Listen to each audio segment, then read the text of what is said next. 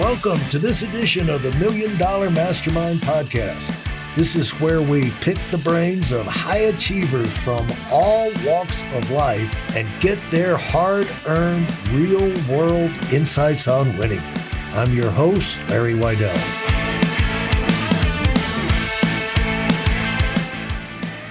I would say probably around the age of 10, 11. Yeah. Most people, or most, at least women, retire usually around 15 when they it's like a make it or break it kind of age, 14, 15. Am I going to continue doing this every day for multiple hours a day? Or am I really going to go hang with my friends and see what life has to offer? And so I would say around 10, 11 is when I really start to get that competitive itch and feel like I had to start performing in order to continue to move forward, continue to advance. And I worked really hard for every piece of every element, every edge was something I really had to work towards. And I have had one coach that was pretty defining in my career there. And he told me one day, he said, "Kate, you're really good at a lot of things, but you're not great at one." Yeah. And that has stuck with me forever. And I realized, I said to myself, like, I want to be great. I want to be known for something. Yeah. And so that was a pretty defining moment for me. When he said that and decided that was the path and I wanted to be great at skating and that's where I was going to go. How old were you? I must have been around 13 at that point. And it was getting competitive. At that point, it already had gotten competitive, I guess. Right. Yeah. We're competing at a regional level at that point. And then when I moved to Montreal is really when I started competing more at a provincial, national level and to the World Championships. And as you started focusing on being great, what was the part of your skating that became your greatest strength? And how long did it take you to get to where you said, I know winners and I know champions and they never really feel they're that good. What causes them to keep improving every day. But at some point along the way, you do notice that you're a whole lot better than a whole lot of people. And where did you start getting that in your mind? And, a kind of confidence comes from accomplishment. It is such an ironic thing, how the more we get better, the more skilled or more competence we get at something. Sometimes our confidence actually doesn't follow parallel to that. But I would say I started to get my confidence. I was a very how do I describe this? Like emotional skater. You could always really feel my presence on the ice. And I think that was really what I started to tap into, is learning how to communicate with the audience through my eyes, through my hands, through my body language, and really create a performance around. So not just about the jumps or not just about the elements, but really about making the audience feel something. Now, are these things that you wind up? It's one thing we all know that, it's like the Boy Scout pledge, be, let it go, whatever. But when you're going through, you're living through it, you have to kind of talk through it and reasons. You have to get it in your head. And when you're living it and you're face to face and you're damaged by things out of your control. I mean, how did you come to that? It's a mature look at it. And so how did you come to that? With the coach, is that something you come off, you deal with it, you get in there and huddle up and, talk yourself through it to where, okay, we got that talked out and we're back on it again, harder than ever. How do you have to work through that, and who played a role in that? What made the difference? I think the part that comes up for me the most, we were in Germany at a competition and we overheard another country's judge talking to their team saying, "Hey, did you like what I did with the Danish team?" So we overheard them being like, and that for me was like this isn't just a concept we think is happening. This is something that really happens. And that was a very challenging moment because it solidified what you were thinking. It wasn't just like, oh, we think we're good and we're being placed lower. That was a pretty challenging moment. And we brought that to our coach, and he essentially said something around the lines of like, and how can we influence that? How can we change that? And we were like, well, we can't. That's what they're doing. And like, they're doing it anyways. And he said, well, then you just have to be that much better. You have to work that much harder. And so if these are the cards you're dealt and this is what you're playing against, how do you get around that? You have to be so undeniably good that they can't. And so that was kind of about your coach. Let me ask you about your coach. Had your coach competed?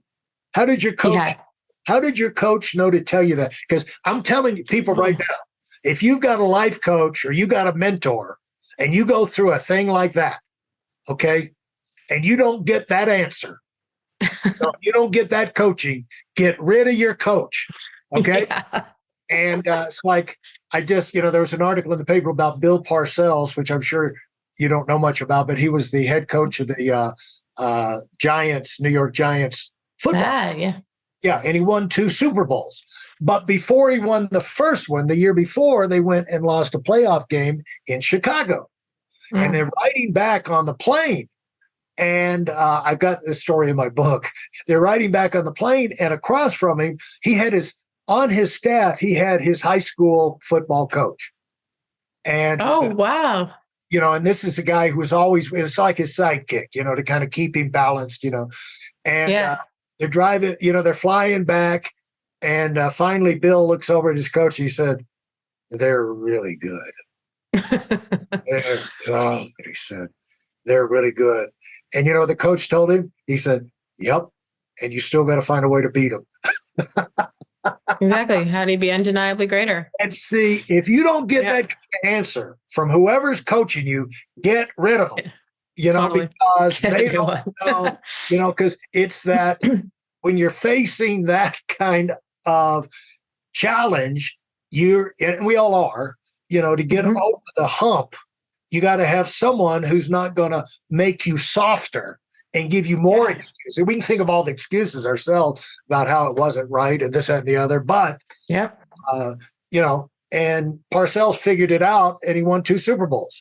And so the thing is that he had it in him and you guys had it in you. So what happened after that? I mean, you had that. They said, you just got to be that much better. Yeah, we went back to work. We made our programs harder. We trained harder, and we were more committed than ever, to be very honest. It lit a fire in me, and I'm someone who, if you give me a goal and you tell me, I will do everything in my power. Sometimes that can also be a weakness, but to go and achieve that. And I was like, you know what? You're right. We really need to make sure that we're putting everything that we can into this. And instead of playing the victim and saying, oh, why does this happen to us? Why do we escape for this country? Maybe we should change. It was like, no, okay, fine. Let's go prove to them that we are better and we can do this every single time. Yeah. And so what happened in your company? How did the competitions go? And how did that, how did that play out? Yep. So we reached junior world championships and world championships that year. We ended up placing not relatively high, but still being the first team in the history of the country of Denmark to ever make it to world championships. So that was a pretty phenomenal feat for us and for the country. There had never been anyone who represent Denmark at that level of sport in ice dance. And I think it actually had a lot of repercussions later for us as well, where we started actually in our visualizations prior to the competition and in our preparation, we'd almost train for adversity. So we'd imagine like what could go wrong. Okay, skates couldn't show up, bus gets delayed, or we have to take whatever the thing was. You don't have the right food at the hotel that you could, whatever the thing is. Right. Yeah. And so we would plan for that and visualize that in our minds. And so it's about not thinking about bad things, but it's thinking about what is your response in that moment to how you deal with that. What is the next right step that I can take? And so we did a lot of work on planning for that kind of adversity that could come our way. So then when it does come, you're much more equipped to deal with it. Yeah. And that reminds me of Bobby Knight, the great college basketball coach, wrote a book about it's like the power of negative thinking. Yeah. You start thinking, well, what if this went wrong? What if this went wrong? How am I going to react that, in that situation? Because things are not going to always go perfect. And so you might as For well sure. think For about sure. how did that train? How did that change? And what kind of advantage did that give you knowing to do that and preparing yourself like that? I would say, like, to your point about like being anxious or getting worried, it created actually quite a sense of calm, because then you know that you're equipped to deal with whatever comes your way, and you've prepared for that, and you have already the answer of how you're going to do that. So I remember actually feeling quite calm going into competition after that. Yeah, Much more calm. And another one of those situations is now, you've lost your athletic ability and you got to change careers. So it's like, what can I do? I've got to focus now on what I can do because, my leg's not coming back. No. It's my skating leg and hip and everything is not my teeth. No. And so now what can I do? So talk about that transition. Wow. It was actually, so there is quite a sense of grief in that, because you lose an identity in that moment. Because you identify, like, hi, I'm Kate, I'm a figure skater. That was who I was. It was everything that I am and had been for the last, my whole life, essentially. And so there was a big sense of, who am I? And who do I want to be? And what else can I do in this world? And I knew when I did make that decision to retire that there was much more to life than sport. And I was very intentional about making sure that I completed that as well, knowing that, like, I had done everything that I wanted with this sport. I had reached an elite level and learned a tremendous amount. And so I remember sitting in the fourth floor of my business school and calling my coach and telling her that this was it for me. But knowing that ultimately I wanted to do probably some sort of business or marketing or something like that. And so the transition for me I was very fortunate, actually. In one of my marketing classes, we had to do like presentations, like you do, like, this is our project. And one of the girls who was sitting in the very back of the class saw me present. And because I love to be on stage and perform, and that was my nature, she came up to me after class. She said, you need to do case competitions. So at the school that I was at, they were very, very highly ranked in international case competitions for, essentially, you competed on a business case around the world. And so what's a case competition?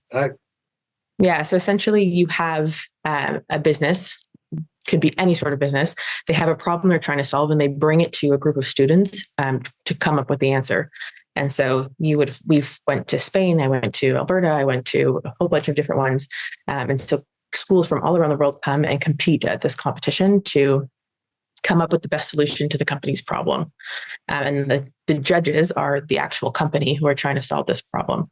And so I got into that program and was fortunate enough to do very, very well there. And again, traveled the world and did competitions there, and was able to channel that, like, performance competitor side of me into something quite productive quite quickly. How long did you do that? I would have done that for 2.5 years. Wow. What amount of experience you got now. So you would show up in Spain or someplace and you would have no idea what you were the problem is. So how many other teams were there? The biggest one had 24.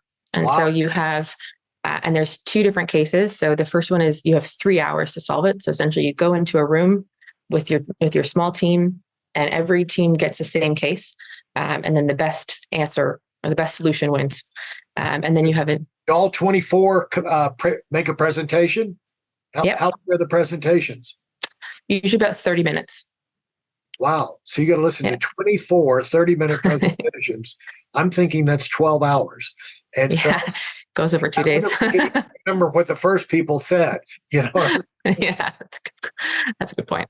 And then the other side of it is you have a 24-hour case, which means you can put a lot more research into it. Takes a bit more time, is a more complete answer. And then ultimately they judge the winner. So I think when it comes down to marketing, especially from a B2B perspective, you have to be looking at where your customers already are.